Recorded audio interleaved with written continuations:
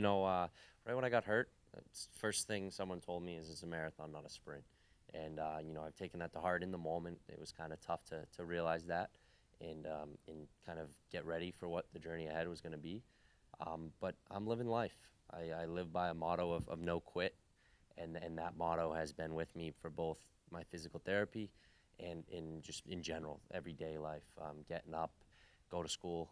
I'm at Babson, full-time college student there, able to live with my friends there, and have a normal, as normal experience there, and then go to physical therapy and battle it.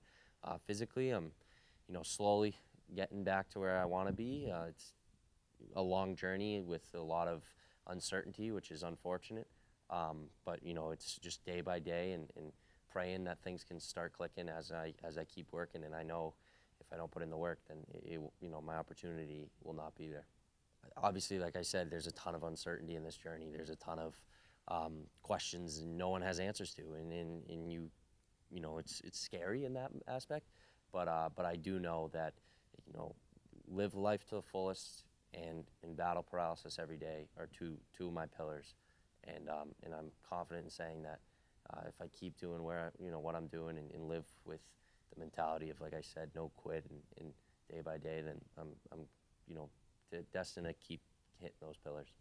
Yeah, some challenges I think definitely, like I mentioned, in hockey I've always put in the work, and I've always kind of been an underdog in a way that I was undersized, had an unorthodox path my whole career to get to where I was, playing at a prep school level.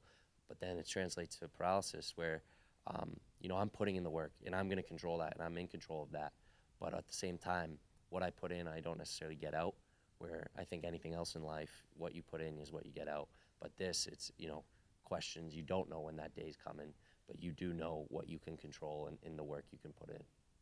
Some people that have supported me, one is the hockey community. I think when I got hurt, I didn't realize the community that was forming around me. And I say it every day. I'm so blessed, and I would not be where I am since my injury if it wasn't for that community, my Fitchburg community, my parents, my brother, my whole family, immediate and extended, and then the Railers. I grew up a Railer, in a Shark. Like I was always taught, like by my parents, the aspect of loyalty.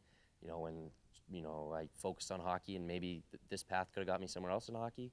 I was loyal to being with the Railers and my Railer family. That some of them will be here Friday night, and just they're the best of friends. They're second family to me, and they were always there for me, and they're still there for me. But I could go on with the Milton Academy community, Babs community, etc. Like I'm just beyond blessed because I know for sure I would not be in the shape I'm in with 2.5 years out of this injury if it wasn't for the community that I have. I'm only 20 years old, and I have years to live, and people have years on me, but I've experienced something that a lot of people haven't. But I look back, and I always say hockey has taught me more in life than quite possibly everything, but a lot of things. And in the Railers, that's where it began, kind of. I grew up playing youth town hockey in Fitchburg, and then the next step was the Railers. And my head coach, Kevin Lizotte, over there, and Mike Barone at the time, great people. Kevin Lizotte's like a second father to me with the Railers community, and like I mentioned, and we went on trips and played high-level hockey, and I developed as a player, but I also developed as a person, and that's one of the best things I attribute it to this battle is my practices with the Railers and growing up around that community has allowed me to turn that and that work ethic I learned there and fight paralysis. When I got hurt, to keep a relationship with the sport has been in my, focus. It's Tom Smith, who, will be here on Friday night and with us, has mentioned, like, when I got hurt, you have to stay part of it as a fan, as a player, as, coach, mentor, etc. And I've held that to heart. I've stayed, part of the game with being at Babson and with the hockey team. And, those 29 guys have become my brothers. And Coach Rice over there is, a coach to me, but also a best friend and a figure of life to help me get through, those tough moments and great moments to enjoy them with me.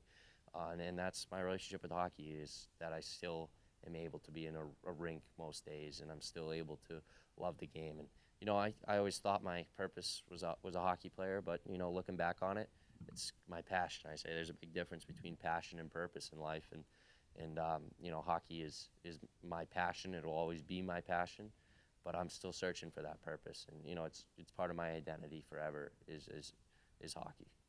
Yeah, Tom Smith came into my life about 24 hours after I was injured in my game on September 4th of 2021.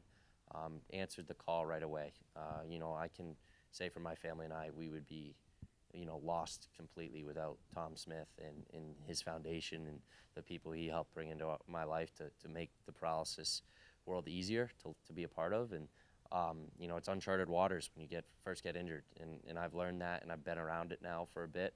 And Tom was right there. And, I attribute a lot of my success both mentally and physically to Tom. Like, he's gotten me through a lot of moments of, hey, Tom, I'm having a bad moment. What can I do to get out? Or, hey, Tom, I have this idea. What do you think? And he's always there. And great friend, like, becomes family to me. He's just an unbelievable human being who has fought the battle, overcome the battle, and is back on his feet, and just an amazing human being that I'm fortunate to call a friend and now be part of, a moving force to fight this paralysis. The Thomas E. Smith Foundation is a figure, and it's a massive kind of movement to make lives more independent and stronger with paralysis. One of the keys to paralysis is living independently. I'm blessed that I can live independently. I still have my upper body. I can drive. I can, do that aspect of it. But unfortunately, there's a lot of people that aren't in that situation. And like I said with me, like, I couldn't live independently till about a year ago. And Tom Smith's foundation is to give that independence, more easily accessible to those who maybe don't have it as easy. And I've joined the board of the foundation now, and to see where it's going and the ideas that are flowing, it's going to change a lot of lives. And selfishly, that's amazing to see. But also, just what it's doing in the world of paralysis, and with research, etc.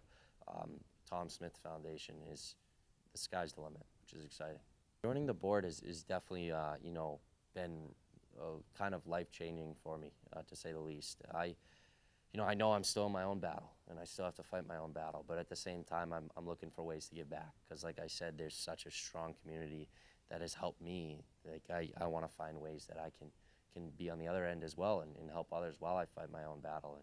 And when Tom gave me this opportunity, I've just been blessed with it, and it's been great for me. It's allowed me to meet individuals that are in a similar situation than me, or maybe a little tougher situation, and to help them and kind of tell them, hey, it's going to be all right. I remember sitting in Spalding the first time I met Tom, and I was in a power wheelchair, no energy, could barely stay awake for more than a few hours, and Tom said to me, hey, things get better with time, and it's so true.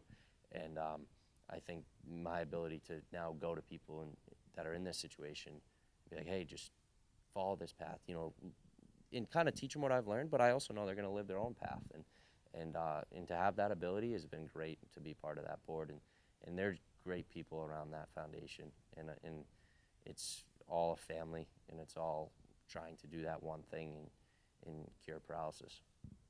Yeah, it's great. Being at college, I'm, at least to my knowledge, the only kid on campus in a wheelchair. So it's good to, like, kind of show people that you can be a college student. You still can chase dreams, and I'm, like I mentioned before, trying to live out that fullest life possible while fight this. And I'm just lucky to have, like I said, the brothers on the hockey team that helped me to make it accessible, right? The campus is pretty accessible, and the services over there are great. But I am able to have that normal experience because of those guys, and I'm grateful for that. And just to be able to do it is awesome. It's amazing, and I'm just excited to see where it takes me. Actually, one of our sophomore defensemen, who's in my grade as well, passed me the puck right when I got hit. He was on my team. We were on the ice together on that play on September 4th, and you know, he's one of my best friends there, and just, you know, I didn't really know that many people going into the school, but I look back and I mentioned this to someone the other day, is I had 15 texts from all guys returning on the team 2 weeks before I even got to the campus. And, you know, I always heard about the culture at Babson, and it was something before I got injured I knew I wanted to be part of, because you could just tell. You could just see it there. It wasn't like, it wasn't talked about, it was just known. Like, to be part of Babson hockey was something bigger than just playing college hockey. And it was something I wanted to be part of. And when I got there, it just reiterated that fact of, like, this is something like I've never seen before. This community, this locker room, this group of guys is, I mean, I've played on, you know, different teams, gone to different high schools, played with different, and had great experiences and great best friends still with that. But there's just something special inside that Babson hockey locker room, and year in and year out from what I've been a part of. Yeah, you know, it's like I said, it's an opportunity to change lives. It's an opportunity to come out and you know, watch a great hockey game and enjoy the sport of hockey, and feel part of that community that I mentioned before, because there's nothing like it. There's nothing like the hockey community, and there's nothing like the paralysis community. It's kind of an unwanted, you know, group, but when you're in it together.